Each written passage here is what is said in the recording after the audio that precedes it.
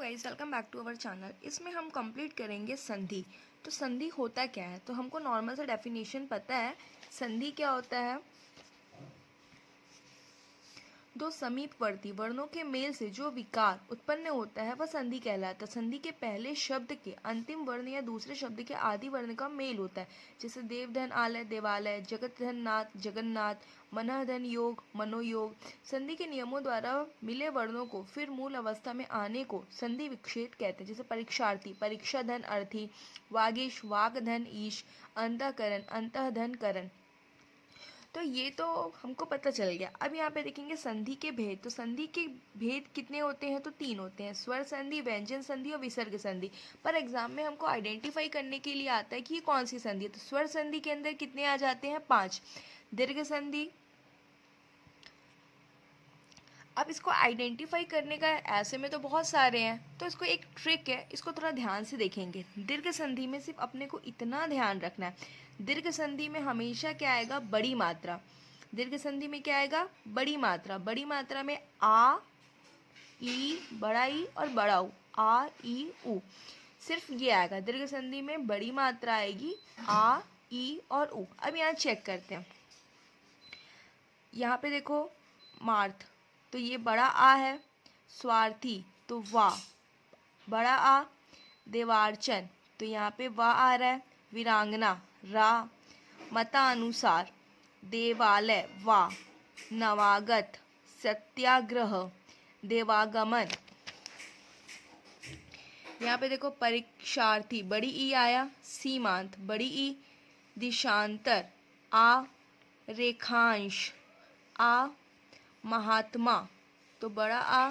विद्यालय, तो आ आया। वार्तालाप, महानंद। अतीव, बड़ी ई। कवींद्र, बड़ी ई।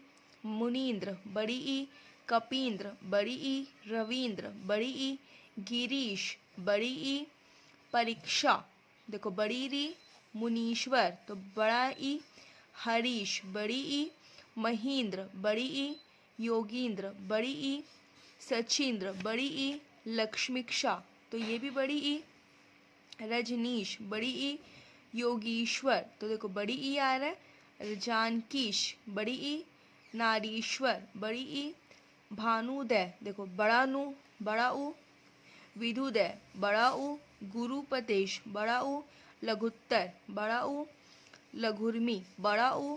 धातुष्मा, बड़ा ऊ। सिंधुर्मी, बड़ा ऊ। साधुर्जा, बड़ा ऊ। वधुत्स्व, बड़ा ऊ।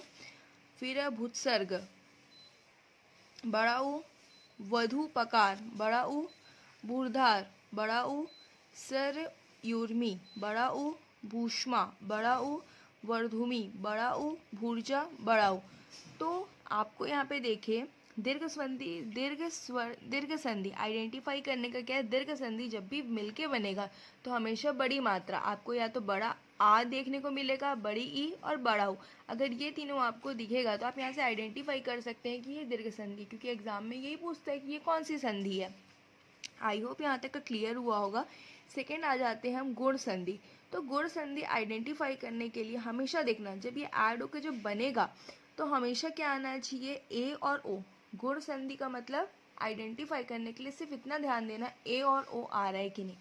अब यहाँ पे एग्जाम्पल में देखते हैं।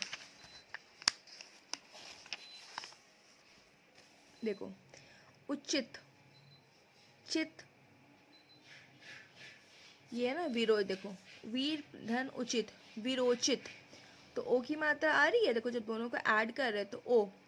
मान वोचित, ओ आ रहा है। परोपकार, ओ आ रहा है। हितोपदेश, ओ आ रहा है। सूर्योजा, ओ आ रहा है। नवोड़ा, ओ।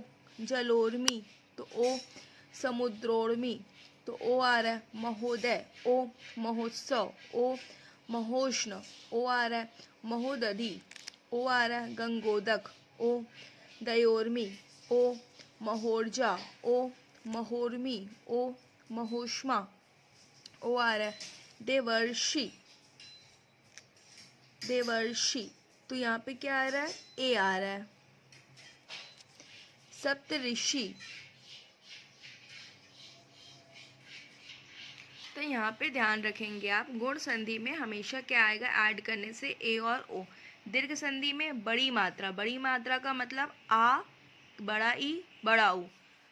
गुण संधि की बात करेंगे तो ए और ओ आना चाहिए। अब आते हैं नेक्स्ट वृद्धि संधि।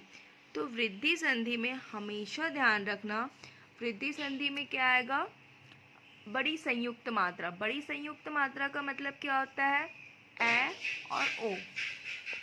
मीन्स संयुक्त मात्रा क्या क्या होती है, ए ओ और ओ होती है। तो बड़ी संयुक्त मात्रा ए और ओ।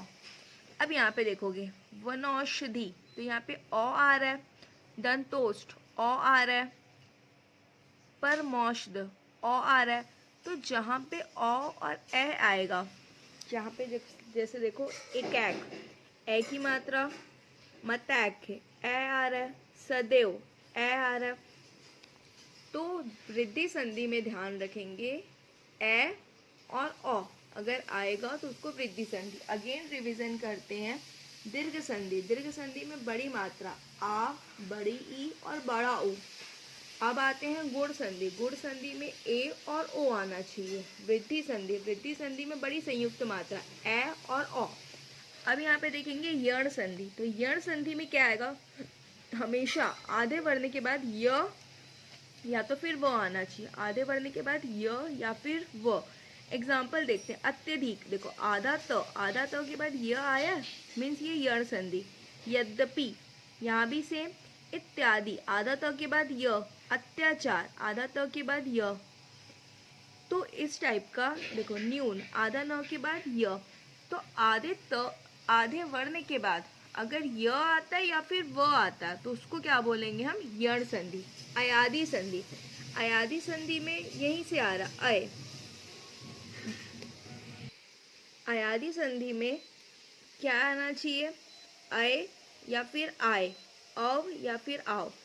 अय, आय, अव और आव, अगर ये सारा आता तो उसको क्या बोलेंगे हम, अयादि संधि। तो आई होप आप लोग को क्लियर हुआ होगा। अगेन रिवीजन कर लेते हैं। स्वर संधि के अंदर क्या क्या आ जाएगा, दीर्घ संधि कैसे आइडेंटिफाई करोगे, बड़ी मात्रा आ, बड़ी ई और बड़ा ऊ। फिर आते हैं गुण संधि में ए ओ। वृद्धि संधि में बड़ी संयुक्त मात्रा ए और ओ।